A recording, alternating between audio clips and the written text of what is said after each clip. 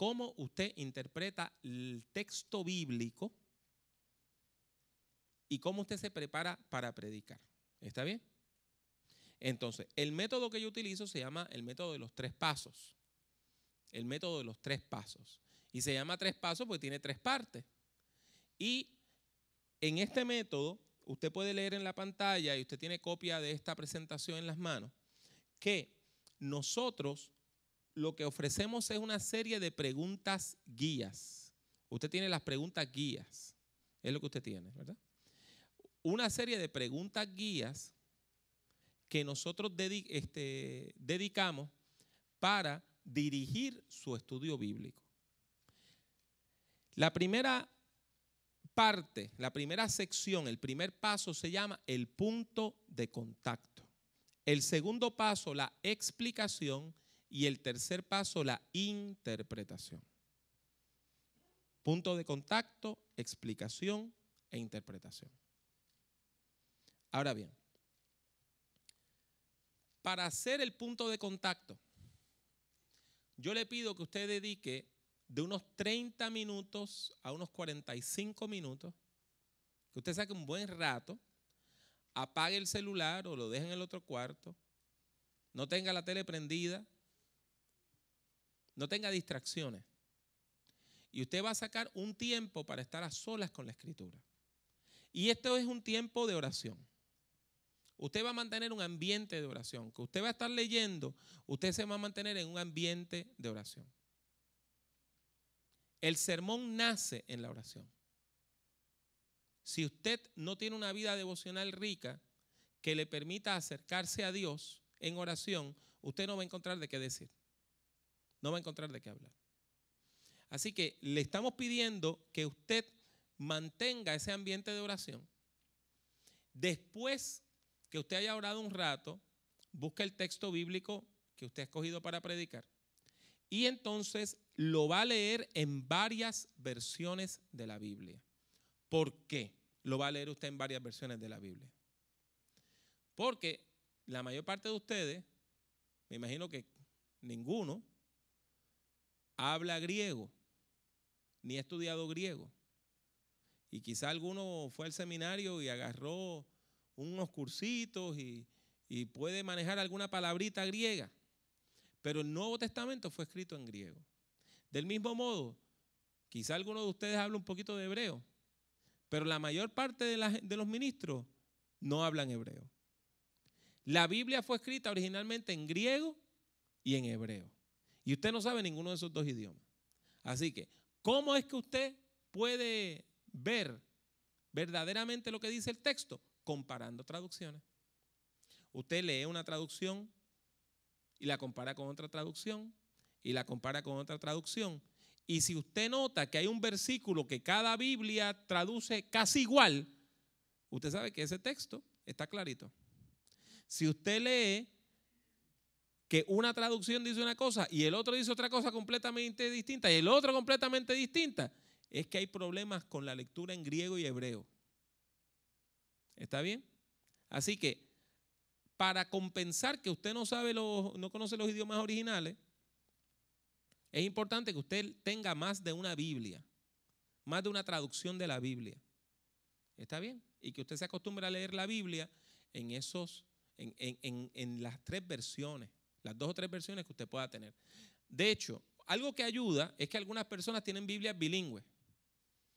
Y a veces cuando usted ve un texto bíblico en un idioma y lo lee en el otro idioma, usted de momento dice, fíjate, yo no me había dado cuenta de esto en español. O yo no me había dado cuenta de esto en inglés. Por ejemplo, a mí me pasó una vez que yo estaba leyendo un texto en Romanos que dice, porque el fin de la ley es Cristo. Y yo siempre entendí fin como propósito. El propósito de la ley es Cristo. No fue hasta que lo leí en inglés que decía, the end of the law is Christ. Que entendí que fin ahí quería decir la terminación. Eso es la importancia de usted leer la Biblia en varias versiones. Porque a veces nos acostumbramos a leer la Biblia en una sola versión y le pasamos los ojos por encima sin leer con cuidado. Le estoy pidiendo también que usted lea una de las lecturas en voz alta, con entonación, con sentimiento. Si hay pregunta, usted la lee como es una pregunta. Si hay admiración, usted lo dice con admiración. Si hay tristeza, usted lo dice con tristeza. O sea, trata de leer la Biblia como si fuera una obra de teatro. Sobre todo las historias. Poniéndole énfasis, porque ¿sabe qué? Ya eso es una interpretación. Ya eso es un acto de interpretación. Déjeme darle un ejemplo. Lucas capítulo 5, versículos del 1 al 11 hablan de la pesca milagrosa. Jesús llega al lago de Galilea, al mar de Galilea, el Kineret, el lago de Genezaret, todos esos nombres son lo mismo para el mismo cuerpo de agua, que es un lago que está en el norte de Palestina. Y ve que hay unos pescadores y él les dice, me permiten hablar desde su barca. ¿Sabe por qué? Porque en el tiempo antiguo no se habían invitado estos aparatejos que amplifican la voz, no habían sistemas de sonido. Había mucha gente y Jesús quería que la gente lo escuchara. ¿Qué es lo que él hace? Se monta en la barca y entonces habla desde el mar y se da un efecto de eco. Porque el mar de Galilea queda en un hoyo, queda en un hueco, queda debajo del nivel del mar, rodeado de montañas. Entonces, cuando usted habla en contra de la montaña, se da el eco. Después que Jesús enseña, Jesús le dice al capitán de esta flotilla de pescadores, que se llamaba Simón, y le dice, ¿ustedes pescaron algo? Y él dice, bueno, no hemos pescado nada, estuvimos toda la noche. Y le dice, bueno, ¿por qué no echas de nuevo la red? Y es ridículo, porque no se pesca de día, se pesca de noche. Es ridículo porque ellos están cansadísimos de estar toda la noche y no habían agarrado nada. Es ridículo porque ya ellos habían estado lavando y tendiendo las redes.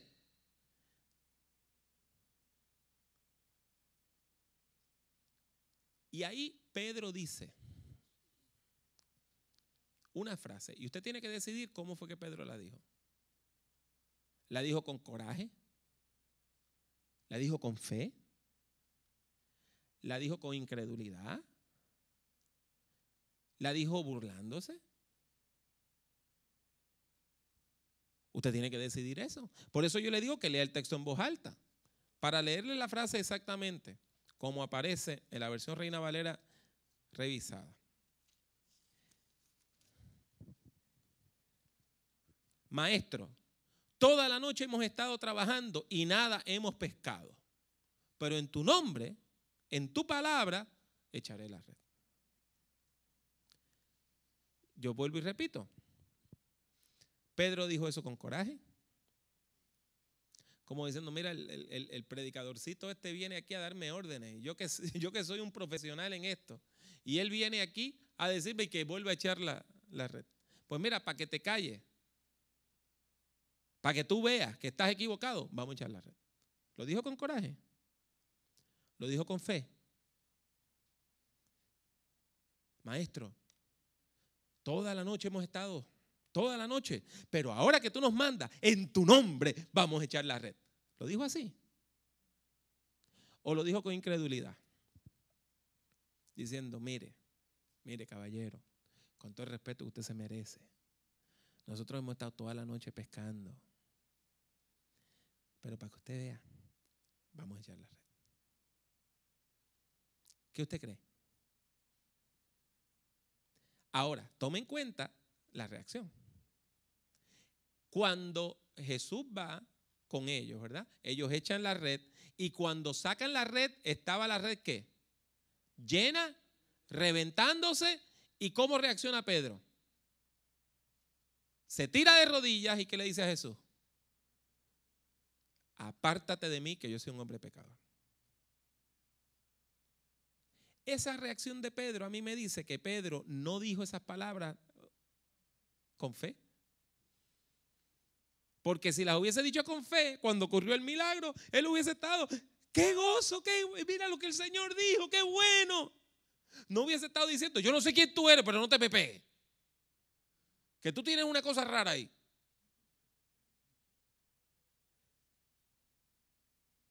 Esas son preguntas que usted se tiene que hacer en este nivel. Cuando está leyendo el texto y orando. Y usted me va a decir, hermano Pablo, ¿y usted le dedica tiempo a pensar en esas cosas? Pues sí. Porque nosotros leemos la Biblia y tenemos que leer la Biblia con calma, ¿me entiende? Sin prisa, haciéndonos todas esas preguntas, curioseando, ¿verdad? Curioseando, sacándole tiempo para entender el texto.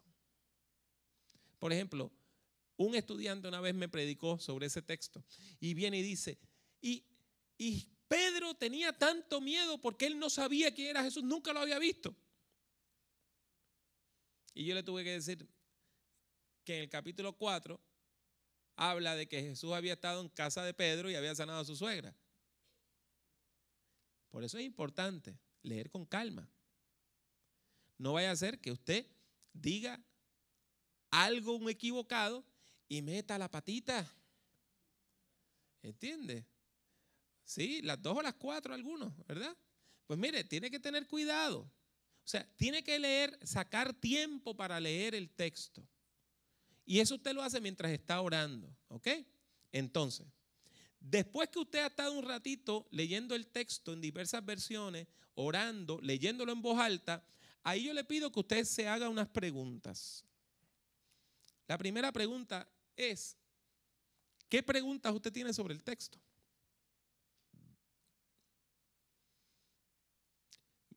Déjeme decirle con mucho respeto y con mucho amor.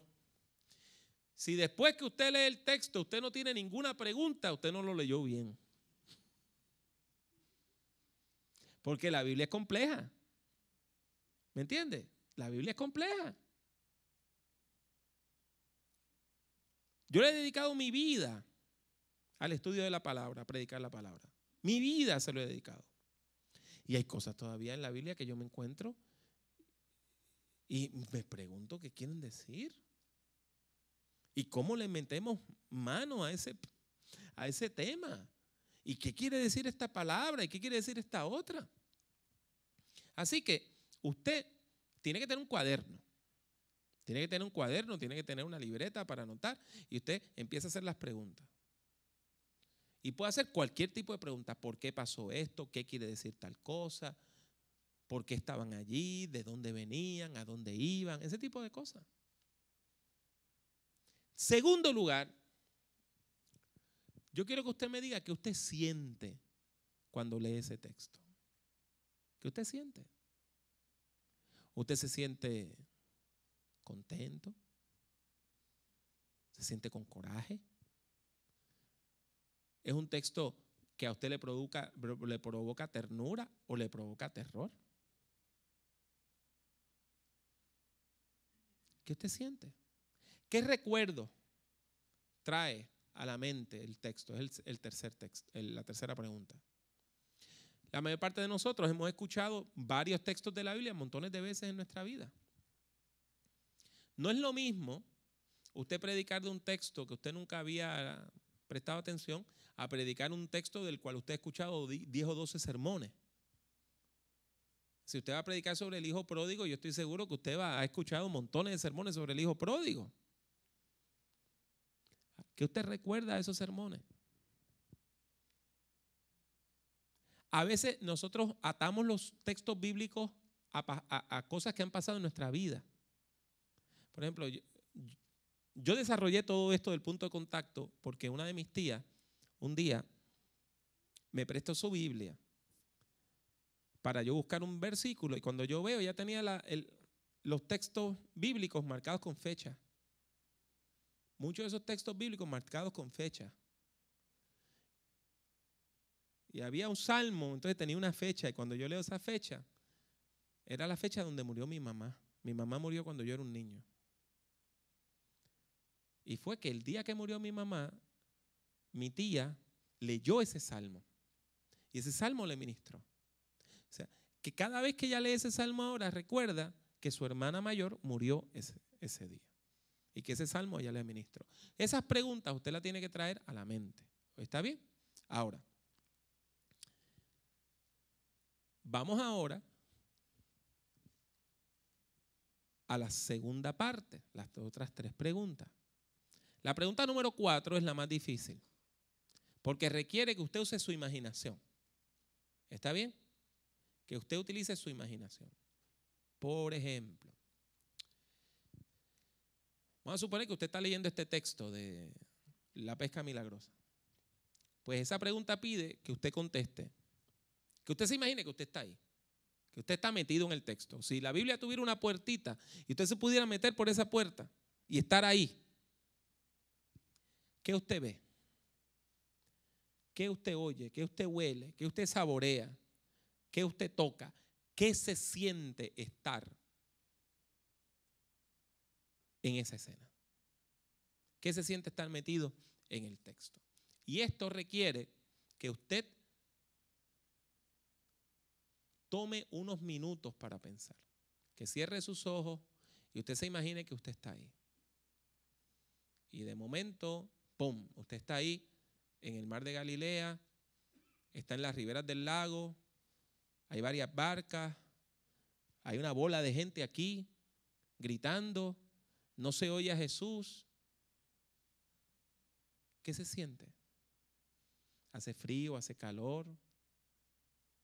¿Dónde está usted? Usted está en la parte seca, está en la playa, sus pies se están mojando. La idea es que usted abra su imaginación al texto y usted imagine que está ahí.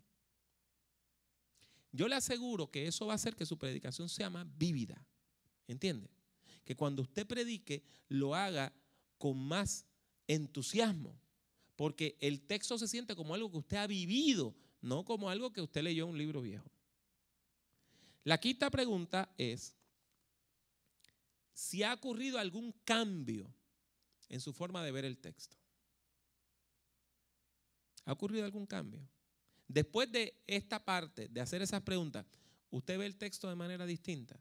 ¿Ha visto algo que nunca había visto antes? ¿Ha sentido algo que usted nunca había sentido antes? Eso es importante, porque usted está esperando que hayan cambios en la gente, pero el primer cambio tiene que ser con usted. Si el texto no le habla a usted y no le ministra a usted, no le va a ministrar a nadie su predicación. Nosotros experimentamos primero el poder de la palabra para poder transmitir el poder de la palabra. Y la última pregunta es, ¿qué temas o ideas le sugiere el texto? ¿Está bien? Temas o ideas que le sugiera el texto.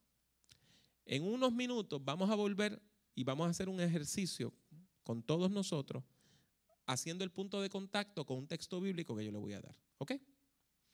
Ahora, vamos a suponer que ya usted hizo el punto de contacto. Ya usted estudió el texto y todo ese tipo de cosas. Ahora pasamos a las próximas 6 preguntas. La primera es, ¿cuál es el contexto del texto bíblico que estamos leyendo? Mire, hay veces que la gente no comprende que la Biblia se escribió a lo largo de miles de años. ¿Está bien? No es lo mismo usted hablar del tiempo de Moisés que hablar de los tiempos de Jesús. Los tiempos del apóstol Pablo eran distintos a los tiempos de Isaías el profeta. Usted tiene que tener, si va a predicar, una idea general, y mientras más específica sea mejor, de la historia bíblica. Y tiene que tener una idea de por qué se escribieron los textos bíblicos, cuándo se escribieron y por qué se escribieron. Eso se estudia en cursos como de Introducción al Antiguo Testamento, Introducción a la Biblia, Introducción al Nuevo Testamento. Usted tiene que estudiar esas cositas. Es importante. Ahora bien, la segunda pregunta tiene que ver con género literario. Eso es de las cosas más difíciles. Pero Déjeme ponerlo de una manera bien sencilla. Hay dos pedazos de papel encima de su mesa. Uno es un poema y el otro es una carta de cobro de un banco. Aunque los dos son palabras sobre papel, cada uno es distinto, ¿verdad que sí? Usted no envía un cheque con el poema y usted no va donde su esposa a hablarle romántico, a decirle, usted debe $32.35. ¿Verdad que no? ¿Por qué? Porque usted entiende perfectamente que esto es una carta de cobro y que esto es un poema y que cada uno es distinto y que cada uno tiene una función distinta. Eso lo entendieron, ¿verdad? Pues en la Biblia nosotros tenemos distintos tipos de literatura. Y cada tipo de literatura tiene un propósito distinto. En la Biblia hay poesía. ¿Dónde hay poesía en la Biblia? En los Salmos, ¿dónde más? En Proverbios, los libros de sabiduría, Lamentaciones, Cantar de los Cantares. Pero también hay poesía en Isaías. Isaías, casi todas las profecías están escritas en verso. En la Biblia hay narraciones. ¿Dónde hay narraciones en la Biblia? Narraciones, historias. ¿Dónde hay? En los libros de Reyes, ¿dónde más? Josué. ¿Y con qué empieza la Biblia? ¿Con qué libro? Con Génesis, eso es pura historia. Y tiene historias de Jesús, tiene las historias que aparecen en los Hechos de los Apóstoles. La poesía y la historia son dos cosas completamente distintas. ¿Verdad que sí?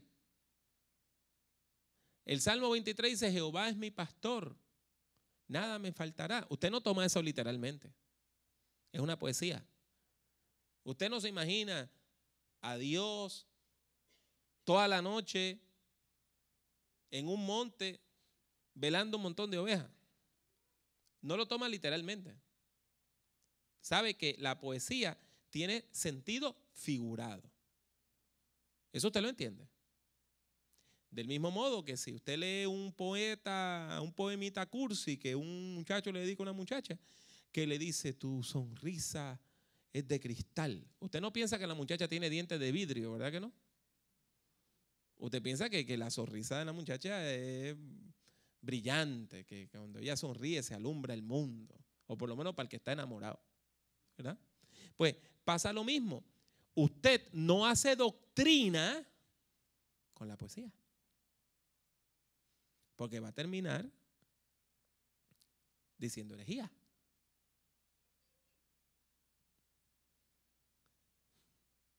Me están mirando con una carita de como que si yo nunca lo había oído. Fíjese bien. Hay un salmo que dice, Jehová cabalga sobre un querubín. Usted no se imagina que literalmente el Señor está en un caballito en los cielos. ¡Yipi, yipi! Eso no tiene sentido. ¿Ok? Ahora, usted no me va a creer lo siguiente. En Puerto Rico hay una secta donde todo el mundo viste de blanco. Todo el mundo viste de blanco para el culto. No se permite a nadie que no ande vestido de blanco de la punta de la cabeza a la punta de los pies. Y cuando usted le pregunta, ¿y de dónde ustedes sacaron esa doctrina? Y dice, que el libro del Eclesiastés dice, sean blancos vuestros vestidos en todo tiempo. Tomaron literalmente una poesía. Terminaron con una falsa doctrina. ¿Lo ve? Entonces, en la Biblia también hay leyes. ¿Dónde están las leyes en la Biblia? En Deuteronomio, ¿dónde más? En Levítico, en Números y el final de Éxodo. Una ley, usted no la puede leer igual que una historia. Si usted lee la historia de la creación, es muy distinto a predicar sobre eso a predicar sobre los 10 mandamientos. Entonces es importante que usted trate de entender el género literario. ¿Qué es esto que yo estoy leyendo? ¿Qué es esto que yo estoy leyendo? Uno de los errores más grandes que comete la gente es cuando leen el libro de Apocalipsis. El libro de Apocalipsis es un libro que tiene un alto contenido poético, pero no es un poema. ¿Por qué? Porque el libro de Apocalipsis fue escrito para no entenderse. ¿Usted me entiende bien? El libro de Apocalipsis fue escrito por una iglesia perseguida. Y como la iglesia estaba perseguida, la iglesia desarrolla un lenguaje basado en el Antiguo Testamento. Y la idea era que si un militar romano los escuchaba, dijeran, mira, había un poco de locos allí diciendo unas cosas raras. Pero que si lo escuchaba un creyente, decía, ese es mi hermano en la fe. Por ejemplo, imagínese usted que usted está en una plaza en Roma, comiéndose algo, paseando, y de momento se para allá un hombre y dice, yo he visto salir del mar a una bestia, un monstruo. Y ese monstruo tenía varios cuernos en su cabeza. Y tenía un cuerno pequeño que hablaba y decía blasfemia. Y están los militares romanos diciendo, mira, mira el loco ese. Y que parece que no se han inventado la película y él parece ya tenía una pesadilla con una película de monstruos. Vio a Godzilla salir del agua. Pero ese hombre está hablando acerca del imperio romano, que era la bestia, que tenía poder, por eso tiene cuernos. Y estaba hablando del emperador, que el emperador era también el sumo sacerdote de la religión romana. Y decía blasfemia, porque decía que él era Dios. Entonces, volvemos a la pregunta. Cuando usted estudia la Biblia, es importante que usted encuentre los géneros literarios y darse cuenta qué es esto que yo estoy leyendo.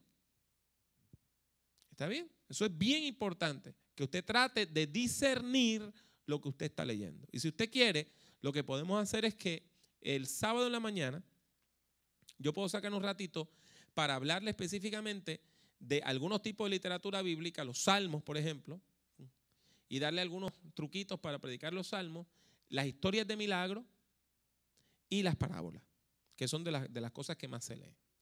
Ahora bien, la otra pregunta es, ¿qué cosas caracterizan ese texto? Y una vez más, yo sé que algunos de ustedes no tienen estudios de seminario, se les va a hacer un poquito más difícil, pero mire, lo importante aquí no es que usted busque las palabras grandes, sino que usted pueda ver cómo el texto está organizado. Por ejemplo, vamos a suponer que usted busca en su Biblia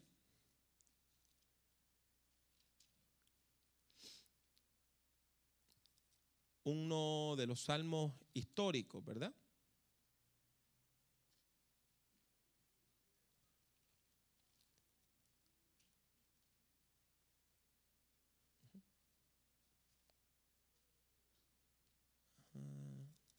A ver si encuentro uno de los que estoy buscando.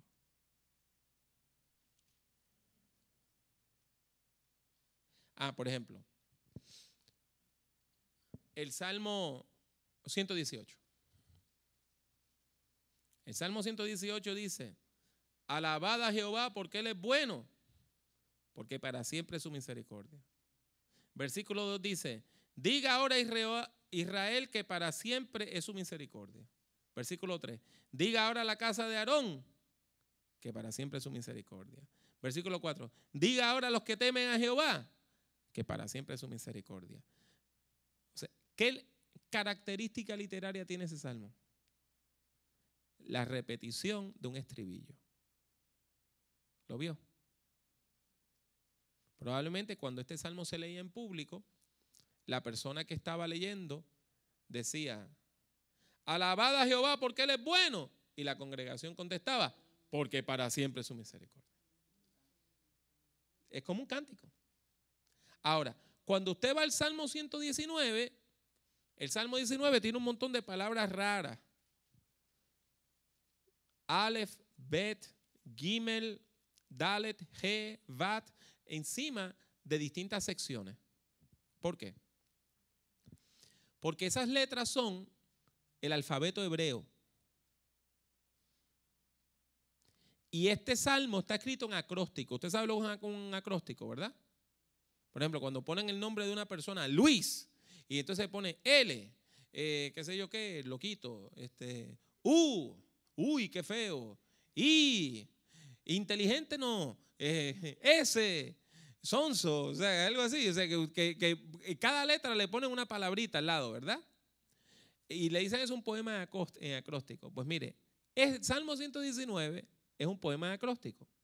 Cada una de esas lecciones comienza con una palabra que empieza con la letra hebrea que está arriba.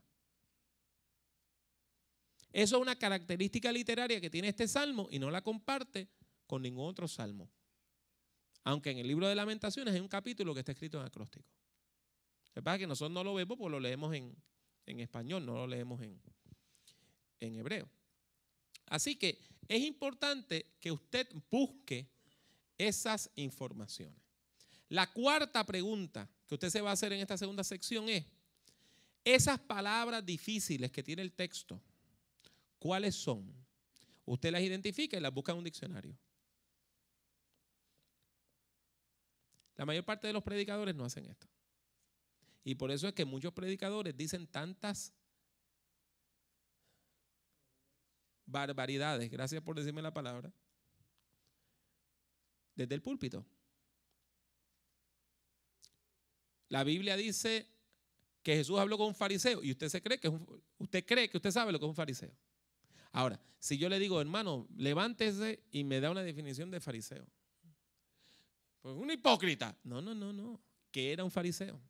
¿Cómo comenzó la secta de los fariseos? ¿Qué creían los fariseos? Hermano, no sé. Bueno, pues ¿cómo va a predicar del texto si no sabe? Cómprese un diccionario bíblico. Y esas palabras las lee. Lo bueno es que después que usted se lee una palabra y se la aprende, ya no tiene que volverla a leer. Pero más adelante va a encontrar que hablaban de saduceos. Y más adelante hay herodianos. Y se habla de un sicario. Y se habla de que uno de los discípulos era un celote. ¿Qué es eso? Lo busca en el diccionario bíblico.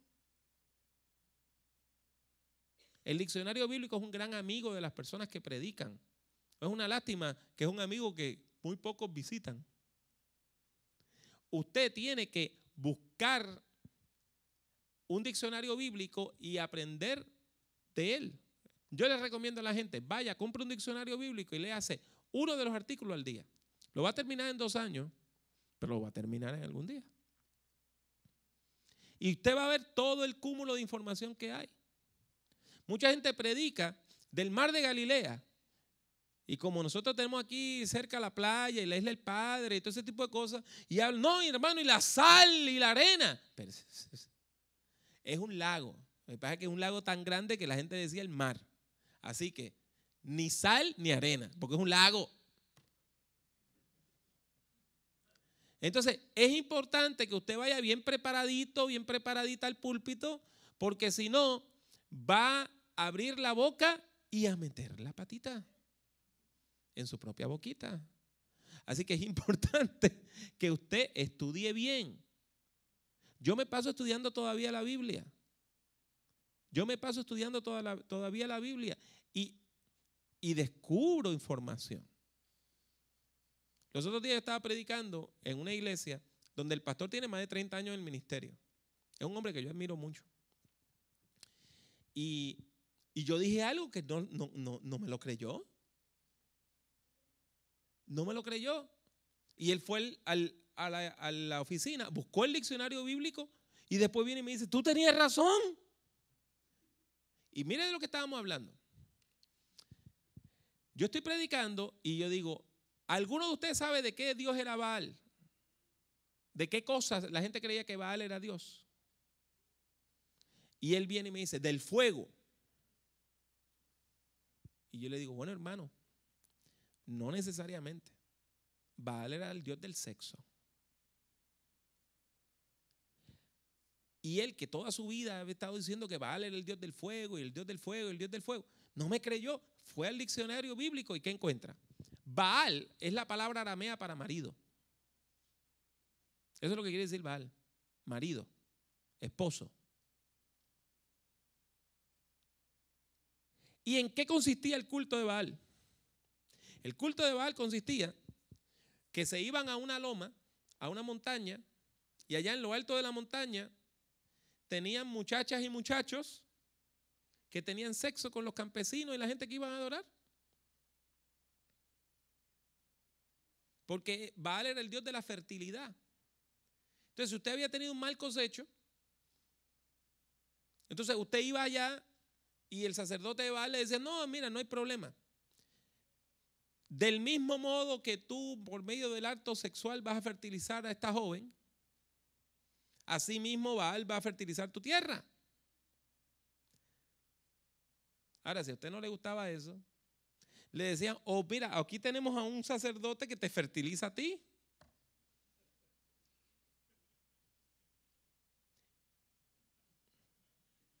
Y del mismo modo que él te va a fertilizar a ti, así Baal va a fertilizar tu tierra. ¿Por qué usted cree que era tan difícil sacar el culto de Baal? Baal era el playboy de la Biblia, del tiempo antiguo. De los tiempos bíblicos, el Hugh Hefner era Baal. Entonces la gente seguía yendo allá al culto porque había pachanga, había licor y había sexo, y después la gente llegaba a la casa y dice, no, hermana, es que estaba en el culto. Entonces, es importante que usted, cuando lea la Biblia, entienda. Por eso es que los cultos a Baal se daban en lugares alejados. Por eso se daban debajo de árboles frondosos y bien grandes y gordos los árboles, porque simbolizaban la fertilidad. Entonces, mientras más usted conozca de la palabra, mientras más usted entienda qué quiere decir, dónde ocurre el texto, qué es lo que pasa alrededor, mejor usted puede predicar, con más claridad usted puede predicar. Y entonces, la última pregunta, en las 3 secciones es la misma. Dígame cuál es el tema del texto, de qué habla el texto. ¿Ok? Ahora, después, fíjese bien que las primeras 6 preguntas eran usted solito con la Biblia. Las otras 6 preguntas, usted estudiando lo que dice la Biblia. Las próximas 6 preguntas es usted interpretando lo que dice la Biblia. Por ejemplo, lo primero que yo le pido es que usted compare el mundo de la Biblia con el mundo en que vivimos hoy. ¿Me entienden bien, verdad? El mundo de la Biblia con el mundo en que vivimos hoy. Vamos a compararlo.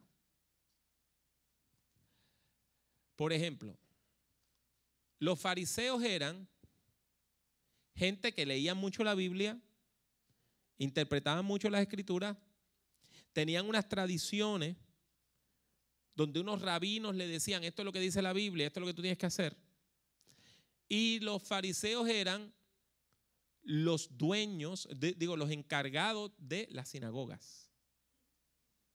Si usted recuerda, hay un hombre que la Biblia en una ocasión lo llama Jairo, que la Biblia dice que Jesús sanó a su hija y dice, era el principal de la sinagoga.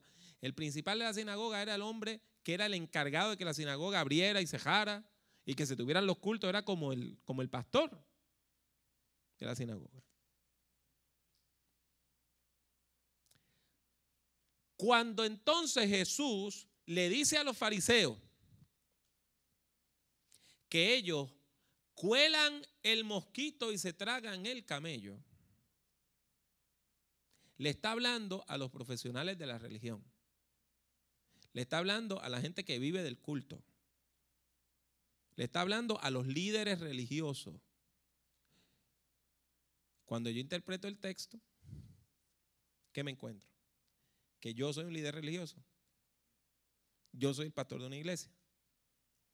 Esas palabras no son para allá. Esas palabras son para mí. Que Jesús me está diciendo, ten cuidado.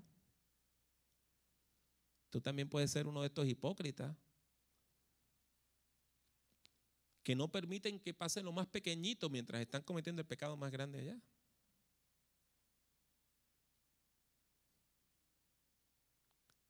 Eso es lo que usted hace en esta sección. Usted se pone a preguntarse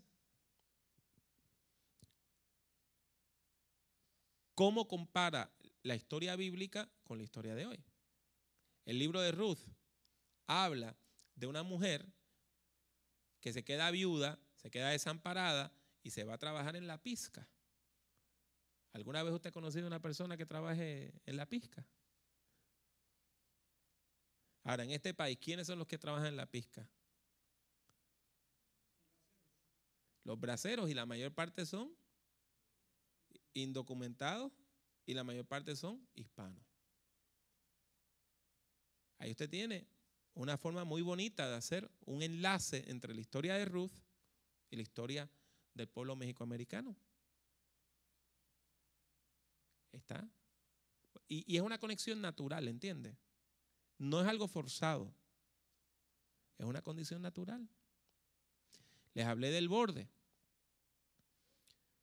Jesús vive en el borde entre Palestina y los territorios no judíos. Lo que está al norte es el Líbano, Siria y la Decápolis. Todos son territorios extranjeros. La gente de Jerusalén menospreciaba a los galileos porque decían que eran medio mezclados. O sea, los de Galilea decían, o sea, los de Jerusalén decían que los de Galilea son pochos, porque son mezclados, ni son ni una cosa ni la otra. Entonces Jesús vive esa opresión de ser una persona que vive en el borde. Y la gente decía, ¿y de Galilea puede salir algo bueno?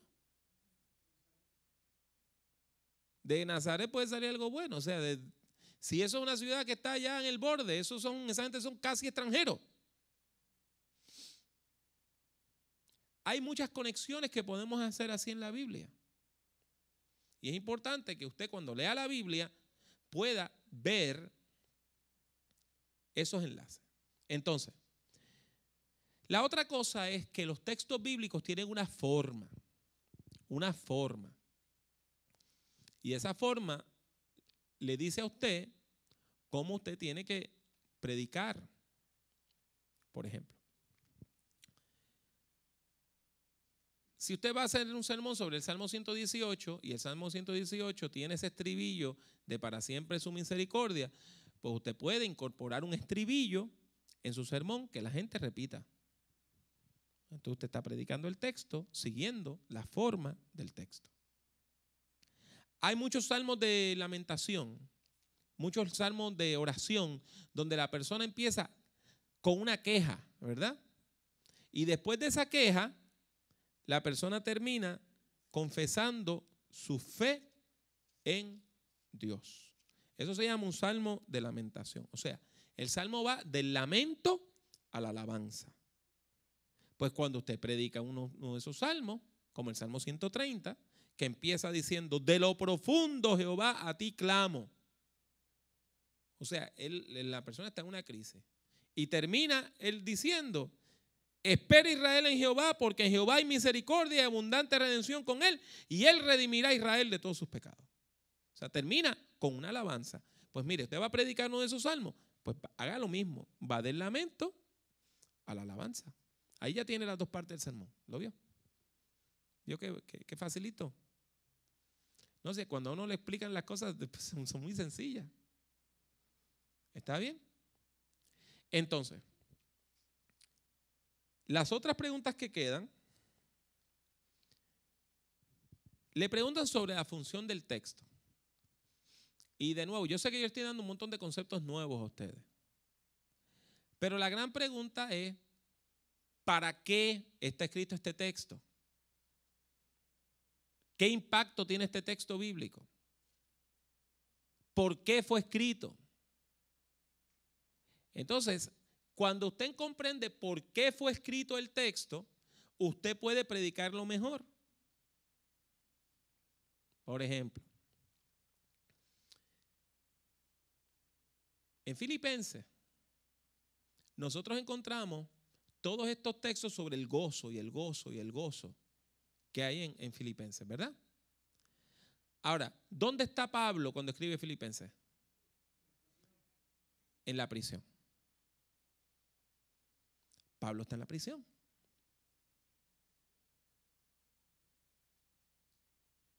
Y usted se pregunta, ¿cómo este hombre que está preso puede escribir una carta diciéndole a la gente que persevere en el gozo del Señor y que se regocijen en el Señor siempre? Usted tiene que leer lo que dice el texto. Pablo escribe Filipenses porque en Filipenses habían dos líderes, hermanas en la fe. Eran las dos líderes de la iglesia en Filipos, Evodia y Síntique. Y Evodia y Síntique tenían una pelea entre ellas. Y la iglesia en Filipos estaba dividida. Y Pablo les dice a esas mujeres que dejen la peleadera y que se unan a trabajar con gozo. Y ese mensaje viene de una persona que está presa. O sea, que si fuéramos a hablar de problemas, Pablo tiene un problema más grande que el de ella. Ay, hermano Pablo, yo nunca había leído eso. Eso está en la Biblia. Mire, Filipenses capítulo 4, versículo 1. Así que, hermanos míos, amados y deseados, gozo y corona mía. La corona es un símbolo de victoria, pero él está en la cárcel. Él está diciendo claramente que la cárcel no ha podido vencerlo. Él está en la cárcel, pero está en victoria en Cristo Jesús. Así, estad así firmes en el Señor, amados. Y el versículo 2 dice, ruego a Evodia y a Síntique que sean de un mismo sentir en el Señor. O sea, que se pongan de acuerdo. Porque ahora mismo cada una siente de manera distinta. ¿Usted no había visto eso? Entonces, Pablo escribe Filipenses en gran parte para lograr la reconciliación del liderazgo de la iglesia en Filipos. Y se lo dice como un padre amado diciendo, mire, yo estoy viejo, estoy preso, me van a matar. Ustedes quieren darme un gozo bien grande. Reconcíliense y dejen de pelear.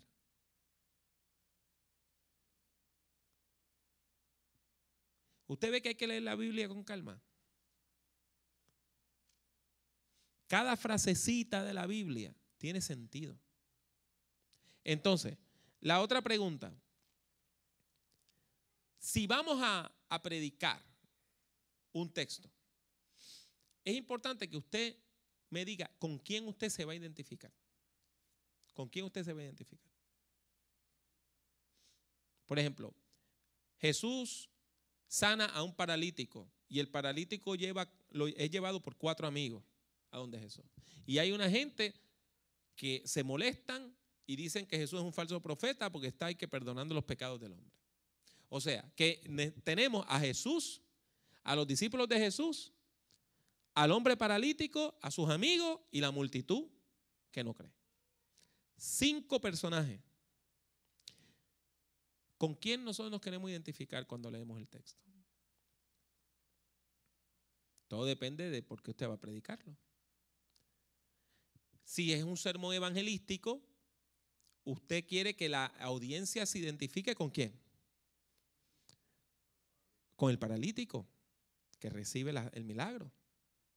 Ahora, si es un sermón pastoral donde usted le está predicando a la iglesia, a lo mejor sería mejor que usted dijera, hermano, y es importante que esta iglesia seamos como esos 4 hombres que llevaron a su amigo y que nosotros como iglesia estemos activos buscando a la gente, llevándola a Cristo.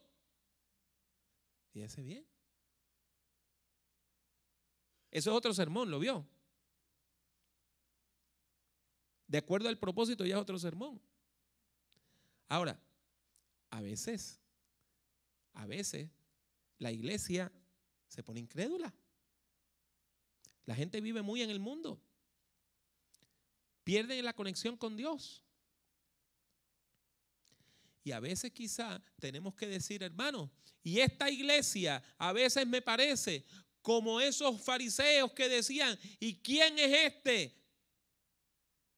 Porque se han olvidado del poder del milagro. Y tenemos que recuperar eso. Un sermón fuerte. Pero mire, a veces nosotros tenemos que sacudir el árbol para que caiga el fruto. Entonces es importante que usted vea con quién nos vamos a identificar. Finalmente, la quinta pregunta levanta el siguiente punto. Si yo voy a tomar este texto en serio, ¿qué yo tengo que hacer como cristiano? ¿Qué este texto me dice que yo haga como cristiano? ¿Qué yo debo incorporar a mi vida? Si vamos a tomar ese texto en serio. Por ejemplo, usted predicó sobre la parábola del buen samaritano. Qué rico, ¿verdad? Pero si usted predicó sobre ese texto, la próxima vez que usted vaya en su troca y vea a una persona varada, ¿usted se va a parar o va a seguir de largo?